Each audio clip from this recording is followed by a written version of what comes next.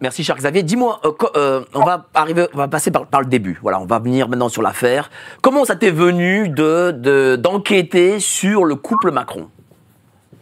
J'ai déjà raconté ça à plusieurs reprises. C'est-à-dire que moi, je fais des biographies. Ça me vient pas à l'idée de raconter n'importe quoi sur les gens. Moi, je fais ce qu'il y a. Voilà. Cela dit, moi, quand je lisais les papiers ou les choses sur Brigitte Macron, il y avait un côté toc. Si tu veux, c'est comme quand tu fais beaucoup de portraits. Après, tu lis des portraits de presse, tu lis des livres biographiques. C'était un peu comme, tu sais, tu sais, quand tu fais des brocantes, tu sais, à 5 heures du matin, tu déballes ton stand et il y a les marchands qui passent avec leur lampe de poche, ils voient tout de suite sur un stand ce qui est de la drouille ou ce qui est de la valeur, quoi. Et là, quand on lisait les livres sur Brigitte Macron, non seulement il y avait beaucoup de choses qui étaient contradictoires, qui semblaient être réécrites, et en plus, ça semblait vraiment toc, avec des éléments de langage. Par exemple, Laurence Auzière qui est dans la classe d'Emmanuel Macron, et elle revient et elle dit à sa mère, il y a un fou qui sait tout sur tout. Je dis, mais c'est quoi? Et cette phrase était racontée dans tous les articles, le fou qui sait tout sur tout. Enfin, je veux dire, c'est un slogan publicitaire, c'est il est fou à flelou, quoi. C'est pas une biographie, c'est un truc qui sort d'agence de com. Et des éléments de langage, tout semblait être des éléments de langage. Le coup de tous les lycéens était amoureux d'elle. C'est-à-dire qu'au début, il y avait effectivement pas les photos de Brigitte Macron quand elle était prof, et on nous racontait partout. Bah tiens, on va montrer une photo quand elle était prof, tiens. On va montrer une photo et voir si les jeunes étaient amoureux d'elle, tu vois, s'ils étaient émoustillés en voyant Brigitte Macron prof. Tiens, on va en montrer une. Le sosie de Claudia Schiffer. Voilà. Non, quand elle était prof. Voilà, c'est ça, parce qu'on disait, oui, c'était une pin-up en mini-jupe. C'était une pin-up en mini-jupe. Voilà. Voilà celle-là. Alors, on va voir la pin-up. Voilà celle-là. Alors là, voilà. Moi, je veux pas de... On va montrer cette fois-là. Alors celle-là, elle est importante. Tu vas voir pourquoi. Mais je veux pas donner l'impression de s'acharner sur le physique, parce que voilà. Mais en même temps, une fois qu'on a expliqué aux journalistes que effectivement tous les lycéens étaient amoureux d'elle parce que c'était une pin-up en mini-jupe, hein, surtout que ça cache quand même que c'est une rencontre qui a lieu quand il a 14 ans, quoi. Donc moi je sais pas si vous avez des enfants qui sont adolescents et que vous les retrouvez chez un individu de ce type. Enfin, je sais pas, moi je sais pas quelle peut être la réaction. Ce qui est étonnant, c'est que visiblement de ce qu'on en sait, il n'y a pas eu de signalement au niveau de l'établissement, et que au sein des établissements dépendants je dirais des jésuites, Brigitte Macron par la suite est grimpée puisqu'elle a fini à Saint-Louis-de-Gonzague, à Gonzague. Voilà, à Saint-Louis-de-Gonzague, qui est un des établissements les plus prestigieux de Paris, et sans le diplôme, sans CAFEP et sans CAPES, selon Sylvie Baumel, qui est la journaliste pas du tout malveillante envers Brigitte, qui a le plus travaillé sur l'affaire. Donc, qui est une des journalistes qui a le plus travaillé sur l'affaire. Donc, en fait, il y a quand même des choses qui mériteraient d'être éclaircies. De toute façon, il y a beaucoup de points qui mériteraient d'être éclaircis. Est-ce que l'on sait quand est-ce qu'il y a eu consommation entre le président de la République et Brigitte Macron? Et alors ça, je voudrais être très clair là-dessus. D'abord, on n'est pas dans leur chambre à coucher, d'une part, première chose. On sait, c'est que la rencontre a lieu quand il y a 14 ans. C'est-à-dire qu'on nous raconte, c'est officiel dans Paris Match, il est en fin de troisième, il joue dans pièce de théâtre de Milan Kundera, Jacques et son maître, avec son copain Renaud d'Artevel, et il tape dans l'œil de Brigitte parce qu'il a déjà son regard d'aigle. Donc là, c'est ça la rencontre. C'est ça le cadre de la rencontre, 14 ans. Ça, c'est important. Ensuite, sur le côté, est-ce qu'il faut consommer? Moi, je me suis intéressé parce qu'en fait, je pense que pour comprendre la relation entre Brigitte et Emmanuel Macron, je suis pas convaincu que ce soit une relation de nature sexuelle. De toute façon, j'en sais rien, mais ça me fait penser beaucoup à la relation entre Amanda Lear, Alain-Philippe Malagnac et un écrivain pédophile revendiqué qui s'appelait Roger Perfit. Alors l'histoire est simple, en fait Roger Perfit donc était un vieil écrivain pédophile revendiqué, avait connu Alain-Philippe Malagnac quand il avait 12 ans, d'accord. Alain-Philippe Malagnac était devenu son amant, et ensuite Roger Perfit avait adopté son amant. Donc en fait d'amant à partir de 12 ans, il était devenu son fils. Et ensuite Roger Perfit avait marié Alain-Philippe Malagnac à Amanda Lear à Las Vegas. Donc Amanda Lear était devenue, pour ainsi dire, sa belle-fille. Vous voyez, donc on est dans quelque chose d'assez spécial. C'est ça que je veux dire, c'est que c'est ce monde trans qui est assez interlope et en même temps assez qui touche à la fois à l'élite et au bas-fond. Hein, on est vraiment dans cette ambiance-là. Et il faut savoir que quand Roger Perfit est mort, 3 semaines après, Alain Malagnac a péri dans l'incendie du mât de la résidence d'Amanda Lear, alors qu'Amanda Lear n'était pas là. Et beaucoup se sont interrogés. D'ailleurs, un des intervenants dans une des émissions qui avait appartenu au cabinet noir d'Yves Bertrand avait enquêté sur la mort d'Alain-Philippe Malagnac dans cet incendie, en s'interrogeant de savoir si c'était un incendie d'origine criminelle. D'ailleurs, là, on revient sur le fameux cabinet noir. C'est-à-dire pourquoi, à un moment donné, le cabinet noir d'Yves Bertrand avait été amené à s'intéresser à l'incendie du mât d'Amanda Lear. Voilà, c'est ces questions-là qu'il faut se poser et c'est cette relation-là. D'ailleurs, Amanda Lear a été avec Salvador Dali et c'était pas une relation de nature sexuelle. Donc voilà, de toute façon, on n'est pas dans leur chambre à coucher. Pour avoir échangé avec des gens qui ont travaillé sur la question trans ou avec des trans, c'est très très compliqué en fait. Faut quand même. Est-ce qu'en plus trans, ça veut dire quoi? Est-ce qu'elle est opérée, pas opérée? Il y a plein de choses qu'on ne sait pas, voilà. Faut être honnête, sérieux. Mais est-ce que le côté de la transsexualité, est-ce que c'est quelque chose qui t'a tout de suite... En fait, voilà, au début, tu as vu que dans la bio, il y a quelque chose qui n'allait pas. Mais tu t'es pas tout de suite dit, Brigitte, c'est Jean-Michel, tout ça. J'imagine que c'était pas ça le cheminement. Non. À quel moment ça t'est venu? Tu te dis, ça pue, tu vois. Tu cherches une porte, comment aborder le truc. Ensuite, arrive Natacha Ray, qui elle a une thèse, si tu veux, clé en main. C'est-à-dire Brigitte, c'est Jean-Michel, et ensuite elle a développé tout un scénario autour qui va s'avérer faux. Mais en fait, là d'ailleurs, ce qui est intéressant, c'est qu'en fait l'Élysée a poussé des membres de la famille par alliance de la famille de Brigitte Macron, donc qui sont le couple Ozière, des gens qui s'appelaient Jean-Louis et Catherine Ozière, et qui sont respectivement un cousin d'André Ozière et sa seconde épouse. Et en fait, Natacha Ray avait élaboré tout un scénario autour de ces gens-là, et elle leur a écrit en leur soumettant ces assemblages. C'est-à-dire, grosso modo, est-ce que Brigitte égale Jean-Michel Trogneux? Est-ce que André Ozière égale Jean-Louis Ozière? Et en fait, immédiatement, Jean-Louis Ozière a appelé Laurence Ozière, donc, qui est présentée comme la fille de Brigitte Macron et qui est en fait sa nièce. Puisqu'en fait, c'est elle la référente quand on observe son activité, on comprend qu'en fait, Tiffaine Ozière est un peu une porte-parole, alors que sa sœur est plus une référente pour faire le lien entre les membres de la famille.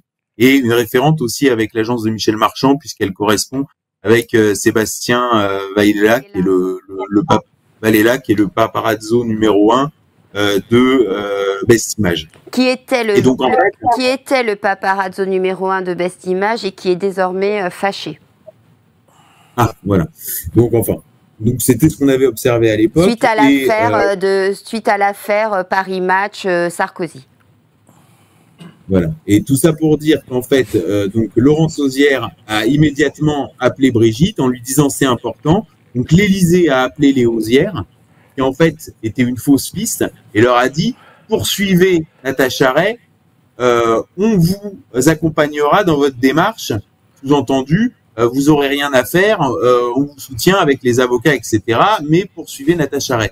Et ensuite, l'Élysée, et ça c'est Emmanuelle Anison, une journaliste du Nouvel Obs qui a couvert l'affaire, qui a établi ce fait, en fait l'Élysée a lâché les Ozières. Ce qui fait qu'en fait la stratégie de l'Élysée, c'était de cornériser sur la fausse piste des Ozières, de Jean-Louis et Catherine Auzière, et de leur faire assumer les poursuites pour obtenir une condamnation et ensuite dire, bah, voyez, il n'y a pas d'affaire. Et moi, d'un autre côté, ça m'obligeait à relayer la thèse de Natacha Ray telle quelle, sous l'angle de cette femme a une thèse, elle a été placée en garde à vue. C'est-à-dire que la garde à vue, elle était factuelle et elle a été placée en garde à vue parce qu'elle a telle thèse. Donc ça devenait factuel. C'est pour ça que moi, à ce moment-là, je suis pas poursuivi, que je reste sur les faits. Une femme a une thèse, elle est placée en garde à vue, etc., etc.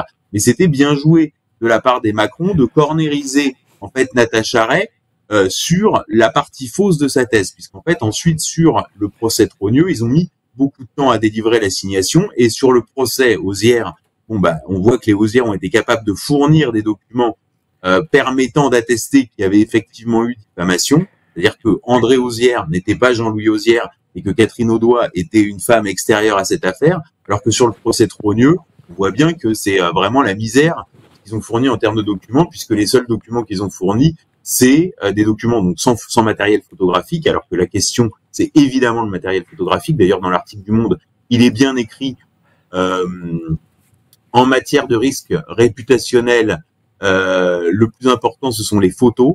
Donc, en fait, ce qu'ils ne veulent pas, c'est les photos. D'ailleurs, c'est pour ça que l'enquête que j'ai menée, s'apparente en fait à une sorte. C'est bizarre parce qu'en fait, c'est une sorte de je deviens un peu une sorte de paparazzo du passé, c'est-à-dire qu'en fait ça mêle le travail d'archiviste et de paparazzo, c'est-à-dire avoir des photos effectivement des individus dans le passé. Et dès lors qu'en fait on a remonté le passé, à chaque fois Brigitte Trogneux, ce n'était pas Brigitte Macron, et à chaque fois Brigitte Macron était effectivement Jean-Michel Trogneux. Donc, voilà. Myriam. Non, c'est par rapport en fait à la fonction de Laurence que j'ai pas de la deuxième fille de Brigitte. Laurence Auzière. J'ai pas très bien compris. Je dis quand tu t'intéresses au dossier, quand tu observes son activité, je dirais sur les réseaux sociaux, etc., elle a elle semble avoir un rôle de lien entre les membres de la famille, précisément puisqu'en fait on est essentiellement sur un secret de famille, et donc en fait elle semble avoir une sorte de rôle de pivot entre les différents membres de la famille en termes d'information. Voilà, je sais pas si c'est toujours le cas, mais en tout cas quand on a commencé à bosser, et d'ailleurs c'est ce qu'a confirmé Emmanuel Aniston en disant bien que les Auzière avaient immédiatement appelé Laurence. Les Auzière ont immédiatement appelé Laurence, et c'est Laurence qui les a redirigés vers Brigitte. Donc en fait, ce rôle de pivot à l'époque est établi, alors que même si elle est plus discrète médiatiquement, tandis que effectivement Tiphaine, elle a un rôle avait en tout cas un rôle de pare-feu médiatique, puisqu'elle à chaque fois elle montait au créneau pour défendre Brigitte Macron. Voilà, elle est longtemps restée silencieuse sur l'affaire. Et finalement, elle est un peu sortie du bois à partir de février 2024, mais on voit bien que ça n'a pas duré, puisque c'est immédiatement Emmanuel Macron qui a pris le relais en mars 2024, à l'occasion de la Journée de la Femme, en expliquant que l'affaire Jean-Michel Trogneux, et né officiellement que son beau-frère, était son pire souvenir de président de la République. Donc là, on avait le coup d'État permanent avec Mitterrand, là on a le shitstorm permanent, puisqu'effectivement, une sortie comme ça, c'est ce qu'on appelle l'effet stressant. Alors, j'ai une question à te poser, cher Xavier. Brigitte Trogneux a existé. Si Brigitte Macron n'est pas Brigitte Trogneux, est-ce que l'on sait aujourd'hui ce qui est advenu de Brigitte Trogneux? Ben ça, c'est la question que l'Élysée veulent pas la question qu'il faut poser. C'est-à-dire qu'en fait, c'est ça la question qu'il faut poser. C'est pour ça qu'ils cornérisent sur un truc qui est en fait de dire mais qu'est-ce que vous allez chercher, Jean-Michel Trogneux, c'est un petit gros. Alors nous, on dit bah non, regarde, on a des photos de Jean-Michel Trogneux, ça matche jamais avec le petit gros. Ça matche jamais avec le petit gros. Toutes les photos qu'on a, là, on en est à... Moi, à la fin, j'ai fait le compte, on est à 8 photos de Jean-Michel Trogneux qui sont toutes concordantes sur le fait que c'est pas le petit gros. Donc eux, en fait, ils nous disent, alors si c'est pas Jean-Michel Trogneux, c'est qui? Parce qu'en fait, eux, ils posent leurs questions pour qu'on perde du temps. Et donc tous les abrutis, alors là, ça permet d'identifier soit les gens qui sont bêtes, soit les gens qui sont de mauvaise foi, disent, mais alors c'est qui le petit gros? Alors que la question, effectivement, qu'il faut poser, c'est qu'est devenu Brigitte Trogneux, épouse Osière. Parce qu'en fait, on a un acte d'état civil donc de Brigitte Trogneux, née le 13 avril, de sexe féminin le 13 avril 53 à Amiens, épouse Osière, divorce Osière, épouse Macron. Donc en fait, on a un état civil et quand on regarde en fait les photos et qu'on les analyse, qu'on les consulte, on voit qu'en fait, il y a deux personnes pour un état civil. Il y a Brigitte Trogneux, épouse Osière, et ensuite il y a Brigitte Osière, épouse Macron. D'ailleurs, en fait, c'est ça qui est intéressant dans la psychologie de Brigitte Macron, c'est qu'en fait, elle a jamais vécu vraiment avec l'identité civile de naissance de sa sœur. C'est-à-dire qu'elle s'est très peu appelée Brigitte Trogneux. D'ailleurs, ça devait être, parce que c'est très compliqué, je pense, de vivre avec vraiment l'identité de sa sœur. Donc en fait, elle a vécu avec l'identité de mariage de sa sœur. Elle a été Brigitte Osière, et ensuite, elle a été Brigitte Macron. Et c'est pour ça que le divorce avec André Osière intervient extrêmement tard. Et comme ça, il y a que quelques jours, en vérité, où elle a été Brigitte Trogneux. Et d'ailleurs, quand elle est prof, elle se fait appeler Brigitte Osière, puis Brigitte Osière Macron. Et je pense que effectivement, psychologiquement, c'était moins compliqué que de se faire appeler directement Brigitte Trogneux, qui elle était vraiment sa sœur. Voilà, on joue sur un schéma psychologique qui est extrêmement complexe, mais sur une affaire qui finalement est assez simple et dont les derniers secrets relèvent effectivement du secret de famille, et tout l'enjeu et encore une fois, je te le dis, d'obtenir une sorte d'ouverture de la boîte de Pandore avec des gens qui puissent effectivement passer à table. Mais est-ce qu'il y a des suppositions sur ce qui est advenu de Brigitte Trogneux? Parce que c'est quand même grave si on ne sait pas ce qu'elle en est, qui est-elle, enfin voilà. Est-ce que c'est la sœur qui est décédée dans les années 60? Est-ce que c'est elle? Non, il n'y a pas de sœur décédée dans les années 60, c'est elle, machin, etc. Il y a une femme qui a un parcours normal, c'est-à-dire elle se marie à 21 ans, elle a 3 enfants, mais à partir de 86, bah c'est plus elle, c'est son frère. Voilà, c'est tout. Et donc qu'est-ce qui s'est passé? Alors moi j'évoque une hypothèse sous la forme interrogative. Je dis l'histoire est peut-être pas si moche. C'est-à-dire imaginons une femme. Donc là on est vraiment sur du conditionnel, mais qui se sait condamnée par une maladie grave et qui sur son lit de mort confie la garde de ses enfants et son identité et son nom à ce frère qui s'est toujours senti femme, etc.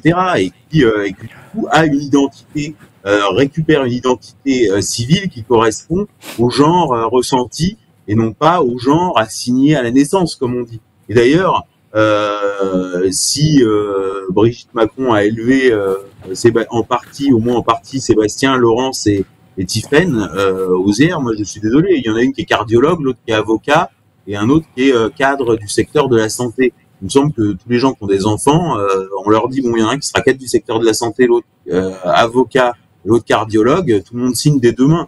En fait, l'histoire, elle serait même pas peut-être si invendable que ça. Le problème, c'est que derrière, il y a la rencontre avec Emmanuel Macron à 14 ans. Et là, on ouvre des sujets bien plus brûlants, qui sont, par exemple, le lien entre des personnes, on va dire, qui appartiennent à la mouvance trans et la pédophilie, parce qu'effectivement, tous les gens qui ont travaillé sur cette question-là ont noté ça, parce qu'effectivement, c'est plus simple d'approcher les enfants quand on a l'apparence d'une femme. Voilà. Et c'est ces sujets-là qui sont explosifs. Et ce qui est surtout explosif, c'est qu'au niveau de la superstructure française, au niveau de l'État français, au niveau des contre-pouvoirs, il n'y a eu aucun anticorps, aucun contre-pouvoir, aucun warning qui a fonctionné et qu'on a pu laisser faire ça, et qu'aujourd'hui, la France est ridiculisée dans le monde.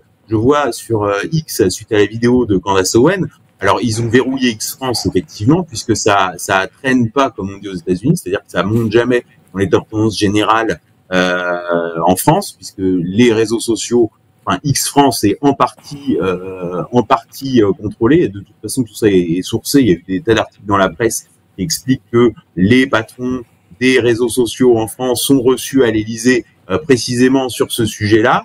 Donc en fait, c'est déréférencé, mais vous êtes sur des tweets à 15, 20, 30 millions aux États-Unis sur, par exemple, la dernière photo. Tous les Américains se demandent si Brigitte n'est pas le père d'Emmanuel Macron. Alors visiblement, ça semble déranger personne dans les élites françaises. Ah bah c'est les Américains, ils sont devenus fous, ils sont devenus complotistes. Et en fait, on est en train de devenir un pays où toute la Terre est devenue folle, c'est-à-dire que tout le monde est devenu fou. Les Russes sont devenus fous parce que les Russes, ils embrayent. Pendant que moi, je suis avec Candace Owen, les Russes ont offert l'asile politique à Natacha Ray. Il y a eu une importante médiatisation de l'affaire en Russie. Enfin bref, tous les Africains en sont convaincus. Ça, dans le monde arabe, pareil, etc.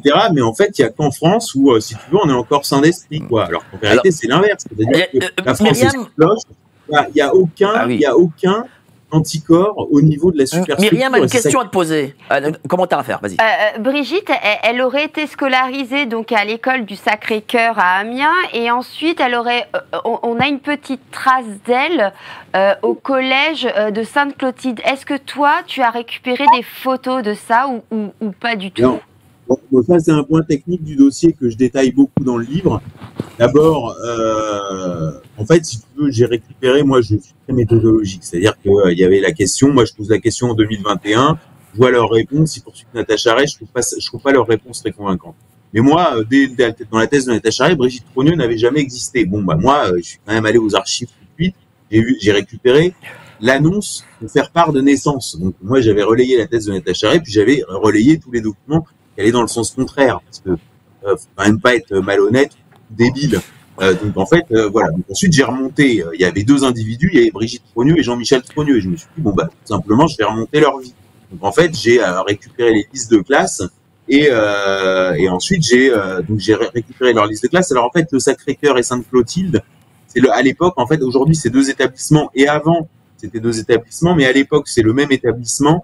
Puisqu'en fait, est intervenu à l'époque de la scolarisation de Brigitte Trogneux, ce qu'on appelle la loi Debré, sur les établissements privés sous contrat avec l'État. Et donc, en fait, il y avait des questions de taille critique. Et donc, ces deux établissements catholiques privés avaient été fusionnés. Et cette fusion temporaire, le temps d'une mise en conformité avec la loi Debré, s'est produit pendant la scolarité de Brigitte Trogneux.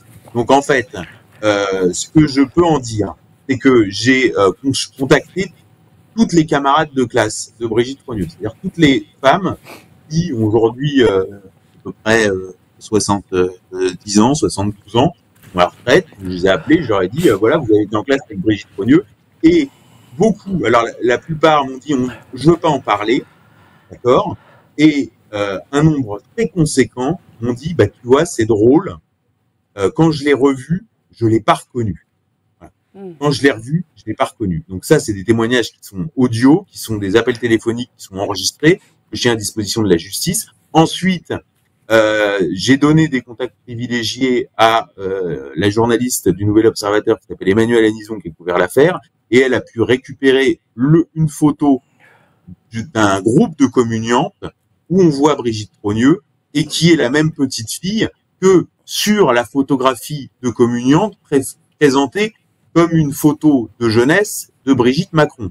Or, toutes les années, voilà, cette photo-là qu'on voit à l'écran, cette photo-là, visuellement, c'est pas évident que ce soit Brigitte Macron, mais ensuite, quand on passe cette photo-là à la reconnaissance faciale, or c'est bien Brigitte Trogneux, hein, c'est 100%, c'est recoupé.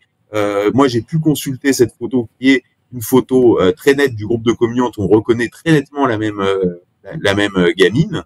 Quand on la regarde visuellement, bon, bah, c'est pas évident que ce soit Brigitte Macron, et quand on la passe au logiciel de reconnaissance faciale, c'est quand même un outil performant, puisque c'est l'architecture de tous les systèmes de sécurité de demain. Hein, quand vous ouvrez un compte en banque en ligne, c'est reconnaissance faciale, votre carte d'identité, votre tête, reconnaissance faciale, c'est oui ou c'est non.